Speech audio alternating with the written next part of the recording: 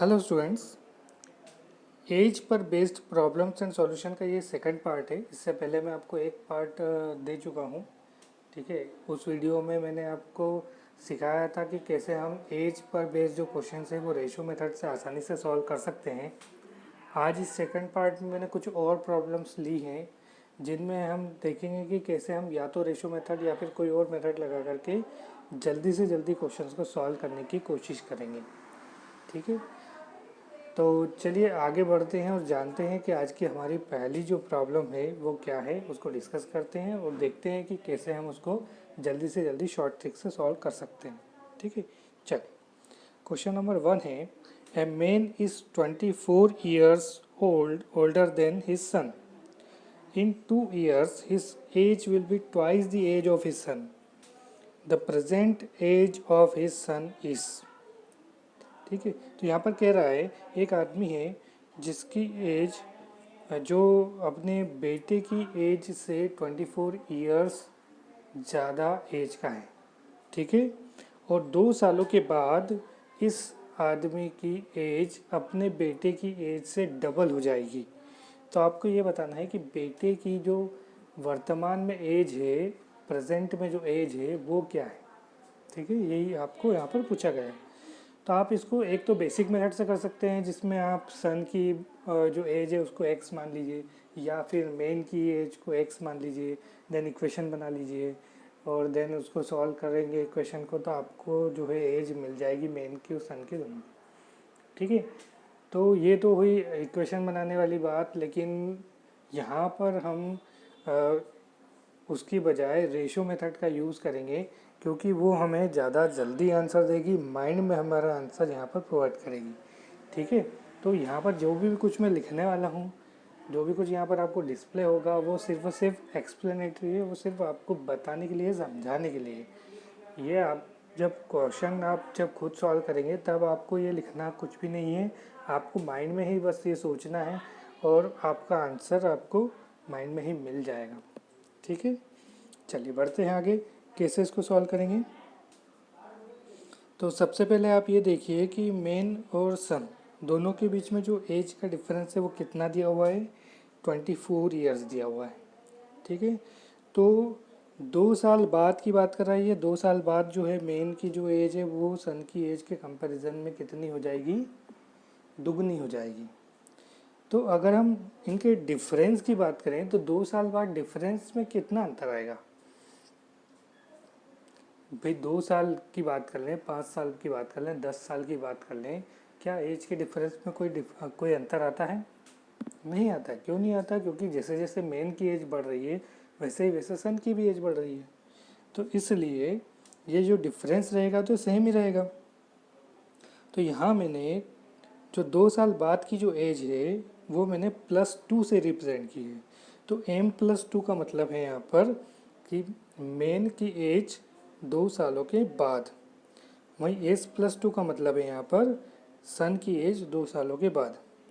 ठीक है, तो अगर प्रेजेंट में उनके एज का डिफरेंस 24 है तो 2 सालों के बाद भी ये जो डिफरेंस रहेगा ये मेंटेन रहेगा, ये 24 ईयर्स ही रहने वाला है। ठीक है, अब चलिए आगे बढ़ते हैं, आगे जो इन्फॉर्मेशन दी है उसको हम यूज़ करते हैं। तो जब हम इनका रेशो देखते हैं तो 2 सालों के बाद में इसमें कहा हुआ है कि जो मेन की एज है वो डबल हो जाएगी, तो रेशो कितना हो गया इनका, 2:1 हो गया, है ना। तो यहाँ से अगर हम देखें तो 2:1 में डिफरेंस कितना है यूनिट्स का, तो 2 और 1 के बीच में 1 यूनिट का डिफरेंस है। ठीक है, तो 2 सालों के बाद में जो रेशो हमें दिया है उस रेशो में 1 यूनिट का डिफरेंस है। अब इस 1 यूनिट का डिफरेंस कितने ईयर्स के बराबर है ये आप बताइए।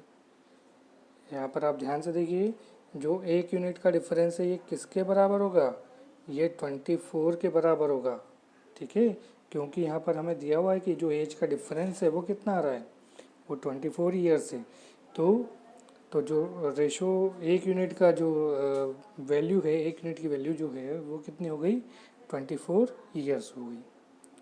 ठीक, चलिए आगे बढ़ते हैं। जब 1 यूनिट की वैल्यू 24 है तो अगर हमें मेन की एज पता करनी है तो हम कैसे पता करेंगे, 2 से, 1 यूनिट की वैल्यू 24, तो 2 यूनिट की वैल्यू कितनी हुई 48 ईयर्स। तो मेन की एज हो गई 48 ईयर्स और सन की एज कितनी हो गई 1 रेशो से पता चलेगी। तो 24 मल्टीप्लाइड बाई 1 कितनी हो गई 24 ईयर्स। लेकिन यहाँ ध्यान दीजिएगा, ये जो एज निकली है ये एज +2 है, यानी 2 साल बाद वाली एज है। इससे आपको प्रेजेंट एज जब निकालनी है तो आपको क्या करना पड़ेगा -2 ईयर करना पड़ेगा। तो आपसे सन की प्रेजेंट एज पूछी गई है, तो जो एज आपकी +2 में निकल कर आई है उसमें से -2 कर दीजिए, तो आपका आंसर आएगा 22 ईयर्स। ठीक है, चल आगे बढ़ते हैं नेक्स्ट क्वेश्चन की तरफ और जानते हैं कि नेक्स्ट क्वेश्चन को हम कैसे सॉल्व कर सकते हैं।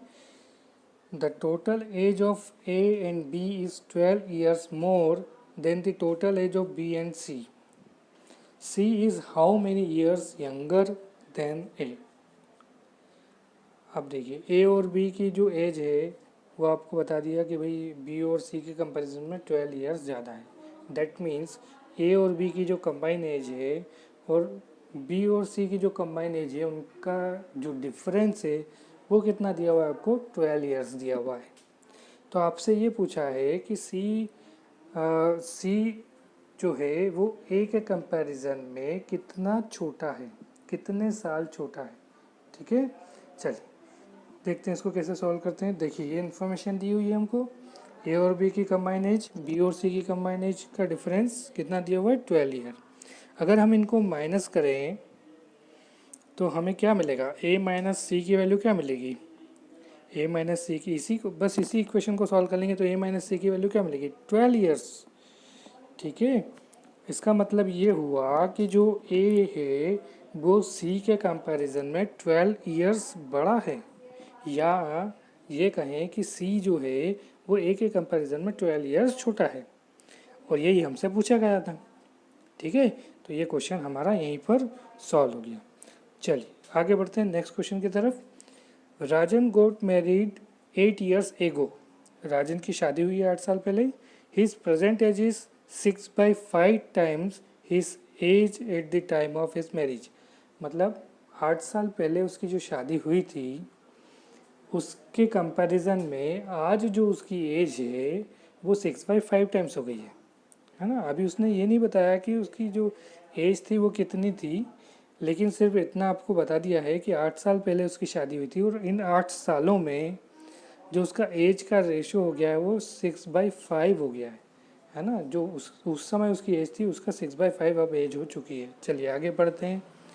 Rajan sister was 10 years younger to him at the time of his marriage.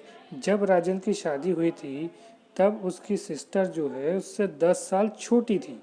तो अभी इससे पहले हमने एक क्वेश्चन किया था जिसमें मैंने आपको बताया था कि जो एज का डिफरेंस है, जब भी दो लोगों की एज का डिफरेंस दिया जाएगा तो वो चाहे 5 साल पहले की बात करे, 5 साल बाद की बात करे, 10 साल बाद की बात करे, तो वो एज का डिफरेंस तो चेंज होने वाला नहीं है। क्यों? क्योंकि एक पर्सन की अगर एज बढ़ रही है तो दूसरे पर्सन की भी तो एज बढ़ रही है। ठीक है, तो इसलिए जो है वो डिफरेंस चेंज होने वाला नहीं है। तो राजन की सिस्टर अगर उस समय 10 साल छोटी थी तो प्रेजेंट में भी वो क्या होगी 10 साल छोटी होगी। तो अब आपसे पूछ रहा है the age of Rajan sister is, तो राजन की सिस्टर की एज क्या है। ठीक है, चलिए सॉल्व करते हैं इस क्वेश्चन को। तो सबसे पहले तो हमें दिया हुआ है आरपी मैंने माना है यहाँ पर राजन की प्रेजेंट एज को। ठीक है, आरपी मतलब राजन की प्रेजेंट एज, और आर एम मैंने माना है कि राजन की वो एज जब वो उसने मैरी किया। ठीक है, या जब वो मैरिड हुआ।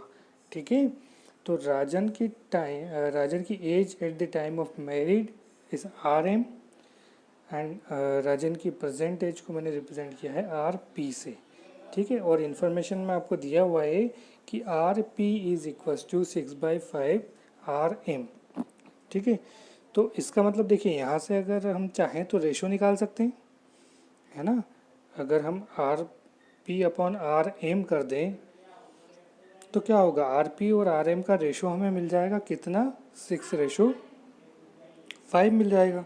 ठीक है, चलिए आगे बढ़ते हैं। तो आर पी और आर एम का रेशो हमारा हो गया 6:5। ठीक, अब देखिए 6 और 5 में डिफरेंस कितना है ना, यहाँ पर डिफरेंस का ही खेल है अगेन, है ना। 5 से, देखिए 5 5 थी मैरिड के टाइम पे, जब मैरिड हुआ तब 5 थी, उससे क्या हो गई 6 हो गई, है ना, 6 रेशो हो गई, है ना एज। तो इसका मतलब 1 यूनिट का डिफरेंस आया। कितने सालों में डिफरेंस आया 1 यूनिट का? 8 सालों में डिफरेंस आया 1 यूनिट का। इसका मतलब ये हुआ कि 1 यूनिट की वैल्यू क्या हो गई, 8 साल हो गई, है ना। 8 सालों में 1 यूनिट का डिफरेंस आया ना, तो 1 यूनिट का जो वैल्यू हो गई वो कितनी हो गई, 8 ईयर्स हो गई। जब 8 ईयर्स हो गई 1 यूनिट की वैल्यू, तो अगर आपको राजन की प्रेजेंट एज पूछी जाए कितनी होगी, कैसे निकालेंगे? आपको क्या करना होगा, ये जो 6 है यही तो आपको राजन की प्रेजेंट एज को रिप्रेजेंट कर रहा है। बस इसको आप क्या करोगे, 1 यूनिट की वैल्यू आपको पता है 8 ईयर्स, तो 6 यूनिट की वैल्यू कितनी होगी, 8 × 6 48। ठीक है, तो राजन की प्रेजेंट एज कितनी हो गई, 48 ईयर्स हो गई। ठीक है, मेरे ख्याल से आपको ये समझ में आ रहा होगा। तो प्रेजेंट एज हो गई राजन की 48 ईयर्स, और जब उसकी मैरिज हुई थी तब उसकी जो एज थी वो कितनी थी, 5 वाले रेशो से हम निकाल लेंगे तो कितना आएगा 40 ईयर्स। या फिर आप क्या करिए 48 में से 8 माइनस कर दीजिए, तब भी क्या आएगा रिजल्ट 40 ईयर्स। ठीक है, लेकिन अभी हमारा क्वेश्चन ख़त्म नहीं हुआ। क्यों? क्योंकि आपसे राजन की एज तो पूछी नहीं गई है, आपसे पूछा गया है राजन के सिस्टर की एज। तो राजन के सिस्टर की एज कितनी होगी, दोनों की एज के बीच में कितने साल का डिफरेंस है, 10 ईयर्स का, है ना।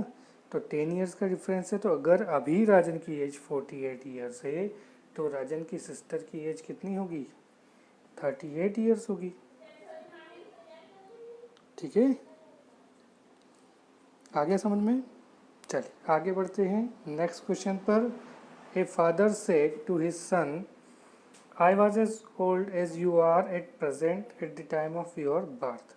है ना, एक फादर है जो अपने सन से ये कह रहा है कि मैं उतना ही बड़ा था, मतलब मेरी एज उतनी ही थी जितनी कि आज तुम्हारी है। कब? जब तुम्हारा जन्म हुआ था तब। ठीक है, मतलब जितने बड़े तुम आज हो मैं उतना ही बड़ा था उस समय जब तुम्हारा जन्म हुआ था। If the father's age is 38 years now, the son's age 5 years back was. अब अगर फादर की एज 38 ईयर्स है तो सन की एज पूछी गई है, 5 ईयर पहले की एज पूछी गई है। मतलब आपको प्रेजेंट एज निकाल के 5 ईयर बैक जाना पड़ेगा, -5 करना पड़ेगा, तब आपको रिजल्ट मिलेगा। ठीक है, चलिए इसको सॉल्व करते हैं। तो मान लिया कि जो सन है उसकी एज कितनी हो गई, X ईयर्स हो गई। तो उस केस में अकॉर्डिंग टू क्वेश्चन क्या दिया हुआ है कि आपको जो फादर की जो एज दी हुई है अभी कितनी है एज, 38 ईयर्स है ना। तो 38 माइनस एक्स, 38 माइनस एक्स क्यों किया हमने, फादर की जो एज है, फादर क्या बोल रहा है कि आपकी जितनी एज है, ठीक है, उतनी मेरी उस समय एज थी, है ना। तो अगर हम सन की जो एज है उसको घटा दें, ठीक है, 38 में से, तो वो किसकी वैल्यू के बराबर आएगा, वो किस वैल्यू के बराबर आएगा। सन, देखिए सन की जो एज है अगर हम उसको माइनस कर दें तो हम कहाँ पहुँच जाएंगे, हम वहाँ पहुँच जाएंगे जब सन का बर्थ हुआ था। ठीक है ना। अगर हम जो फादर की करेंट एज है उसमें से सन की एज घटा दें तो हम वहाँ पहुँच जाएंगे जहाँ पर सन का बर्थ हुआ था। अब उस समय में जो फादर की एज थी वो कितनी थी, उस समय में फादर की एज वही थी जो आज सन की एज है। मतलब आपने क्या किया, जब 38 माइनस एक्स किया तो आप पहुंच गए कहाँ पर, उस समय में जहाँ पर जो फादर की एज एज थी वो सन की एज के बराबर थी। तो ये जो है, ये जो टर्म है आपकी, ये आपने निकाल ली फादर की एज किसके बराबर, सन की एज के बराबर हो गई इस केस में, है ना। तो सन की एज कितनी, एक्स, ठीक है। तो यहाँ से कितना हो जाएगा, जब इसको सॉल्व करोगे तो 2x इक्वल टू 38 हो जाएगा। तो x की वैल्यू हमारी कितनी हो जाएगी, 19 ईयर्स, ठीक है। और अगर आप ऐसे अगर आप थोड़ा सा दिमाग लगा सकते हैं तो आपको ये इक्वेशन बनाने की ज़रूरत नहीं पड़ेगी। आप बस ये देख लीजिए कि जब फादर बोल रहा है कि फादर ये बोल रहा है कि भाई आपकी जो एज है उस वो वही एज मेरी उस समय थी जब आपका जन्म हुआ था। तो इसका मतलब ये हुआ कि जो फादर की एज है वो कितनी हो चुकी होगी, उस सन की एज की डबल हो चुकी होगी, ठीक है। तो सन की एज अगर आपने कुछ भी मानी है तो उसी की डबल जो है फादर की एज होगी। तो फादर की एज अगर हमें 38 दी हुई है तो दैट मीन्स सन की मतलब उस समय फादर की एज कितनी रही होगी जब सन का जन्म हुआ, 19 ईयर्स रही होगी, ठीक है। अब देखिए यहाँ पर अभी आपका क्वेश्चन ख़त्म नहीं हुआ है। आपका फाइनल आंसर क्या आएगा, आपका फाइनल आंसर आएगा 19 माइनस 5। क्यों, क्योंकि आपको क्वेश्चन में पूछा गया है the son's age 5 years back. तो यहाँ पर आंसर आपका आ जाएगा 14 ईयर्स, ठीक है। आई होप ये समझ में आपको आ गया होगा। तो 19 माइनस 5 इक्वल्स टू 14 ईयर्स, ये होगी आपका फाइनल आंसर, ठीक। चल आगे बढ़ते हैं। Next question, Aisha's father was 38 years of age when she was born, while her mother was 36 years old when her brother, 4 years younger to her, was born. What is the difference between the ages of her parents? कह रहा है कि आयशा के father जो है वो 38 years के थे, कब, जब आयशा का जन्म हुआ, जबकि आयशा की जो मदर हैं उसकी एज थी 36 ईयर, कब, जब उसके ब्रदर का जन्म हुआ, और ब्रदर जो है वो उससे 4 ईयर्स यंगर है, छोटा है।